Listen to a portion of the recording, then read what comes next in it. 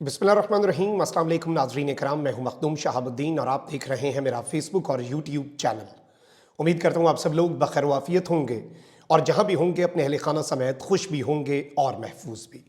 नाज़रीन इकराम, core commanders conference का इंतहाई सख्त तरीन एलामिया जारी हुआ है और उस एलामिये के बाद मोहसिन नकवी ने भी एक बहुत बड़ा ऐलान कर दिया है। ये सब कुछ बहुत ज़्यादा इम्पॉर्टेंट है एक ऐसे वक्त पर जब पाकिस्तान तहरीक इंसाफ के बानी चेयरमैन इमरान खान साहब खुलकर खेलने का फैसला कर चुके हैं और खुलकर उन्होंने जो बातें कहीं उसके बाद कोर कमांडर्स कॉन्फ्रेंस का उस बयान के बाद ये पहला बाज़ाब्ता मौक़िफ़ है, एलामिया है पाकिस्तान की फ़ौज की तरफ से। इस सब के अंदर कुछ हक़ाइक़ हैं जो आपके सामने रखने हैं और इसको मुख्तलिफ़ तरीके से एनालाइज़ किया जा रहा है, इसके मुख्तलिफ़ तर्जुमे किए जा रहे हैं, लेकिन असल मुद्दा क्या है वो आपके सामने रखनी है। इसके साथ ही साथ इमरान खान साहब की रिहाई के हवाले से पाकिस्तान तहरीक इंसाफ बहुत पुरुमीद नज़र आ रही है, उस पर भी डिस्कशन कर लेते हैं। और साथ ही साथ इमरान खान साहब ने अब अपना एक इंतहाई तगड़ा खिलाड़ी पंजाब में उतारने का फैसला कर लिया है। प्रेशर बिल्ड करने का जो आगाज़ है वो इस वक्त हो चुका है और लगातार पाकिस्तान तहरीक इंसाफ इस गवर्नमेंट को संभलने का मौका नहीं दे रही और एक के बाद एक, यके बाद दीगरे पीटीआई अपने वार कर रही है। इस सब के अंदर एक और ख़बर भी है और वो है नवाज शरीफ ग्रुप की तरफ से जो मुक्तदरा है उसके लिए।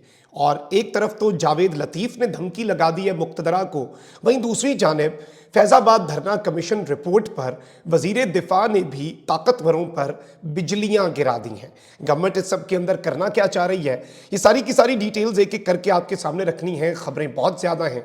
अगर अभी तक आपने इस वीडियो को लाइक नहीं किया, लाइक ज़रूर कर लें, क्योंकि कुछ लोग हैं जो हमारे चैनल्स को रिपोर्ट करते हैं ताकि हमारी आवाज़ ज़्यादा लोगों तक ना पहुँच सके। ये असर ज़ाहिर इस तरह से होगा कि आप हमारी वीडियो को लाइक करें और ज़्यादा से ज़्यादा कमेंट करें।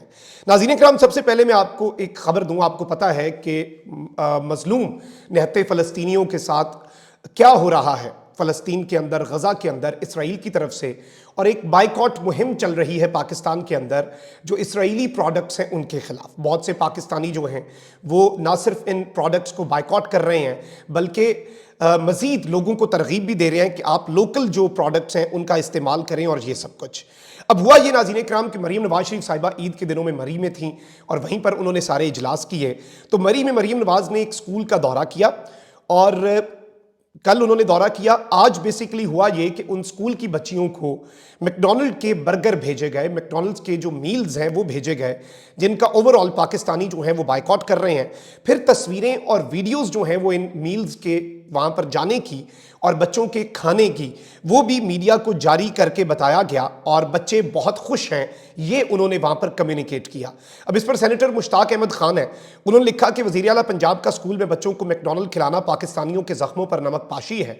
मरीम नवाज़ माफ़ी मांगें। शर्मनाक बात यह है कि हुकूमत पाकिस्तान फ़लस्तीनी बच्चों ज़ख्मियों को वहाँ से उठाने के लिए रियासती सतह पर कोई सिफारती कदम नहीं उठा सकती।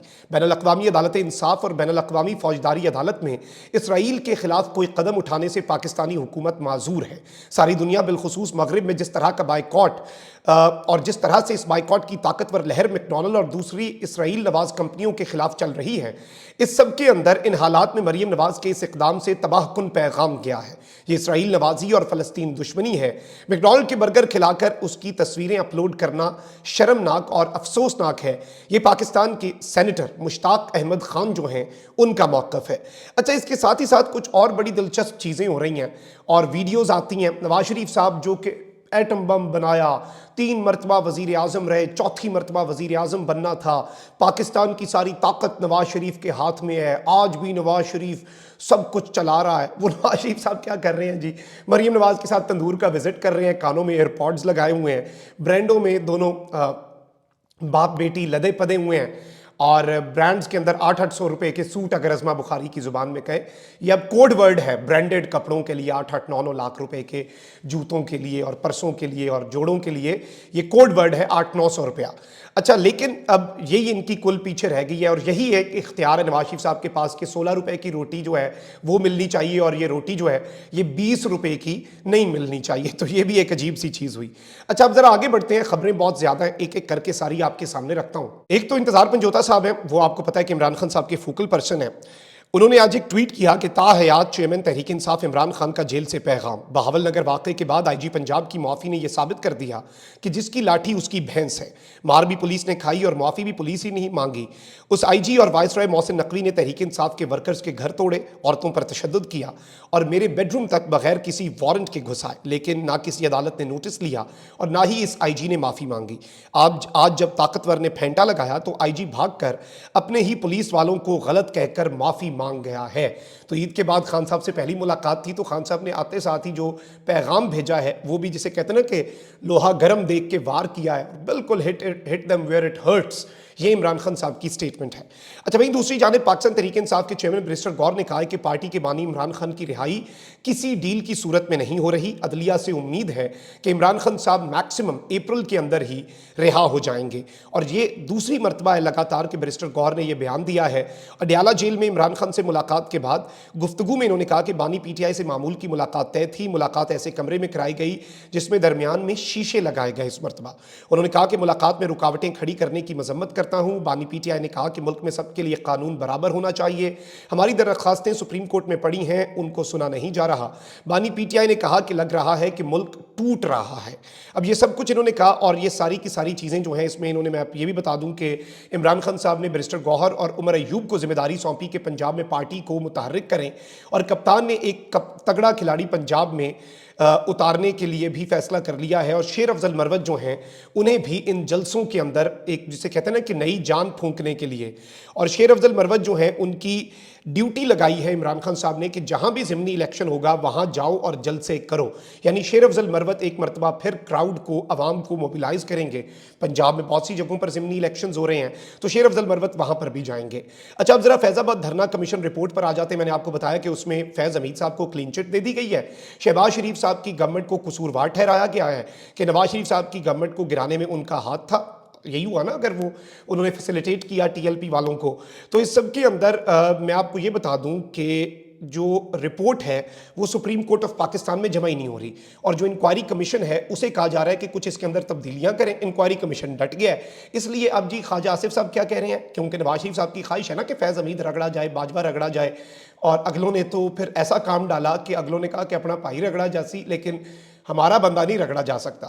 تو وزیر دفاع خواجہ آصف، جو کہ مقتدرہ پر ہلکے پھلکے وار کرتے رہتے ہیں، انہوں نے فیض آباد انکوائری کمیشن کی رپورٹ پر تبصرہ کرتے ہوئے کہا کہ اس رپورٹ کی کوئی وقت نہیں، یہ رپورٹ نہ تو مستند اور ناقابل بھروسہ ہے۔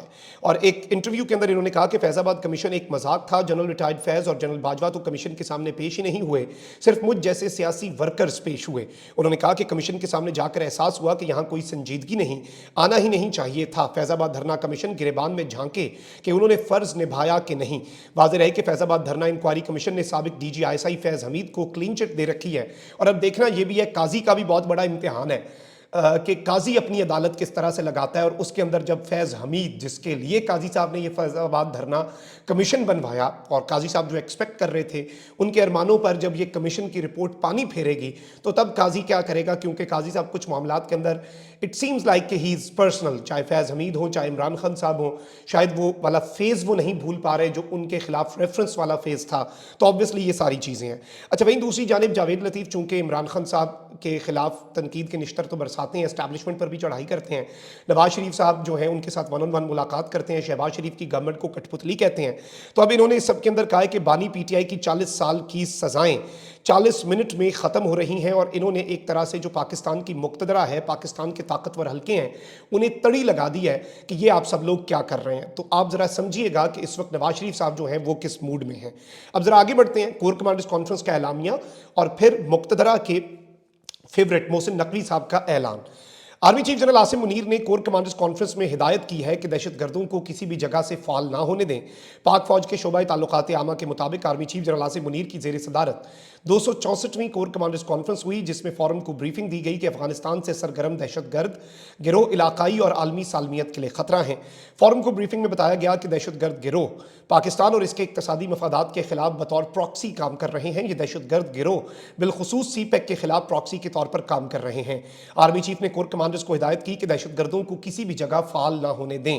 انہوں نے کہا کہ پاکستان کی مسلح افواج اور قانون نافذ کرنے والے اداروں کو پوری قوم کی حمایت حاصل ہے، اور مسلح افواج پاکستان پاکستان سے دہشت گردی کے خطرے کو مستقل طور پر ختم کریں گے۔ جموں و کشمیر پر بات ہوئی، فلسطینی عوام سے اظہار یکجہتی کیا گیا۔ اس سب کے اندر مشرق وسطیٰ میں بڑھتی کشیدگی پر اظہار تشویش کیا گیا اور یہ بھی کہا گیا کہ جی اگر یہ کشیدگی کم نہ کی فریقین نے، ایران اور اسرائیل کے تناظر میں یہ بات ہے تو ایک وسیع علاقائی تنازع جنم لے سکتا ہے۔ کور کمانڈرز کانفرنس نے مسلح افواج کی حوصلہ شکنی کے لیے بدنیتی پر مبنی پروپیگنڈے پر بھی تشویش کا اظہار کیا۔ یہ امپورٹنٹ ہے اور یہ کچھ کانٹیکسٹ آپ اس کا سمجھ جائیے گا۔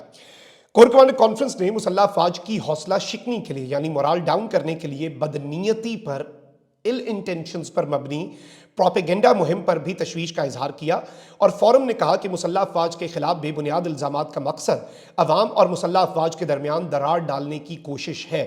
شرکائے کانفرنس نے کہا کہ ہم عوام اور مسلح افواج کے درمیان درار ڈالنے والوں کی کوششوں کو کامیاب نہیں ہونے دیں گے۔ An important thing is کہ بدنیتی پر مبنی پروپیگنڈا مہم کے خلاف قانون اور آئین کے تحت سخت کارروائی ہوگی۔ اب ایک تو ریسنٹ جو ایک کارروائی ہوئی ہے، آپ کو پتہ ہے کہ عادل راجہ صاحب ہیں، انہوں نے ایک بریگیڈیئر صاحب کے اوپر الزام لگایا، لندن کی عدالت میں وہ کیس ہار گئے اور ان کے اوپر 10,000 جرمانہ لگا دیا گیا۔ میں یہ سمجھتا ہوں کہ دلیل سے بات کریں تو زیادہ بہتر ہوتا ہے، تو پھر اس طرح کے موقع تو نہیں آتے اور اس طرح کی وہ بات نہ کریں جس کی دلیل نہ ہو اور کنسٹرکٹیو کرٹیسزم کریں، تنقید برائے تنقید نہ کریں، تنقید برائے اصلاح کریں تو کچھ زیادہ نہیں ہوگا۔ ویسے مسئلہ اتنی بھی حالات خراب نہیں ہیں۔ اچھا، وہیں دوسری جانب محسن نقوی صاحب جو ہیں وزیر داخلہ ہیں، انہوں نے سوشل میڈیا کے استعمال سے متعلق سخت قوانین کی حمایت کر دی ہے۔ لاہور میں پریس کانفرنس کرتے ہوئے محسن نقوی نے کہا کہ برطانیہ ہو یا عرب امارات، جھوٹی ویڈیو شیئر کرنے والوں کے ساتھ جو سلوک ہوتا ہے وہ سب کو پتہ ہے۔ انہوں نے کہا کہ پاکستان میں آزادی اظہار رائے ہونی چاہیے، لیکن ایسا قانون بھی ہونا چاہیے کہ جو کوئی جھوٹا الزام لگائے اس کو پکڑا جا سکے۔ اب یہ جو ہے مریم نواز شریف صاحب کا بھی کی یہی نیت لگ رہی ہے اس سب کے اندر۔ انہوں نے بھی اس حوالے سے کہا ہے کہ ایک سپیڈی کورٹس جو ہیں وہ ہم بنائیں گے اور تیز ترین اس طرح کے ہم کچھ کام کریں گے جس میں اس طرح کے معاملات ہوں اور اس طرح کے لوگ جو ہیں اور جو آپ کرتے ہیں، جو ہر جانے کا نوٹس اپنی آپ جو عزت کو داؤ پہ لگا دیا کسی نے یا آپ کو بدنام کر دیا اور ڈیفیم کرنے کا، ڈیفیمیشن کے جو کیسز ہیں ان کے حوالے سے محسن نقوی صاحب نے بھی اسی طرز پر بات کی اور کور کمانڈرز کانفرنس کا اعلامیہ پروپیگنڈا والا جو ہے اور مسلح افواج کے مورال کو ڈاؤن کرنے والا، اسے آپ نے ذرا ہائی لائٹ کر کے ذہن میں رکھنا ہے کیونکہ دس از ویری امپورٹنٹ اور آنے والے دنوں میں اس کے اثرات ہمیں دیکھنے کو مل سکتے ہیں۔ اپنا بہت خیال رکھیے۔ اللہ نگہبان۔ پاکستان زندہ باد۔